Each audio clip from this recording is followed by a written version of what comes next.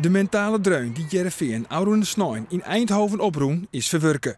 Juster wie er een praatsessie en van de morgen waard er een penaltyspultje dien. Wat uiteindelijk woen wordt troch de onvallers.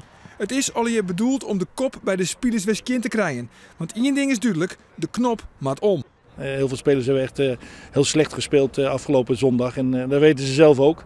Nou ja, dat is de eerste echte tik die we in 2012 hebben gehad. Dus gewoon even schudden met die kop en vol gas geven morgen. 2 keer eerder had Heerenveen dit seizoen in PSV spelen. Zowel in Eindhoven als in het eigen stadion waar er mij 5 in verlen. En vooral het verlies van Oude Snein kwam keihard aan. Maar de spelers die willen er ijs net meer op praten.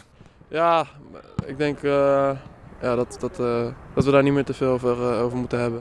Want de focus die leidt op morgen. Ik al binnen statistieken behoorlijk in het nadeel van Heerenveen, toch hoopt het Oussama Assaidi op een stunt.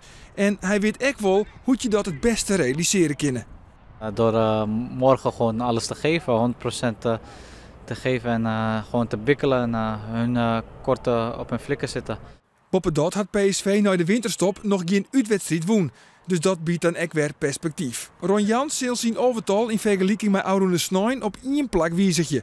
Daryl Janmaat begint morgen in de basis. Hij is nog net heel dol hersteld van zijn knibbelblessure, maar hij wil er in het bekerduel absoluut bij wezen. Ik ga morgen spelen, hoe het er nu uitziet. En dat ook met het oog omdat het gewoon een hele belangrijke wedstrijd is. En ik wil graag het team helpen en ik heb heel veel zin om die wedstrijd te spelen. En het is denk ik tot nu toe de belangrijkste wedstrijd van het seizoen.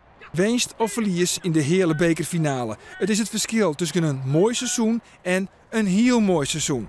Voor Heerenveen is de hele bekerfinale nou al de wedstrijd van het jaar. Ik hoop dat de finale de wedstrijd van het jaar wordt. En dan moet je morgen winnen. Maar op dit moment is dit de wedstrijd van het jaar.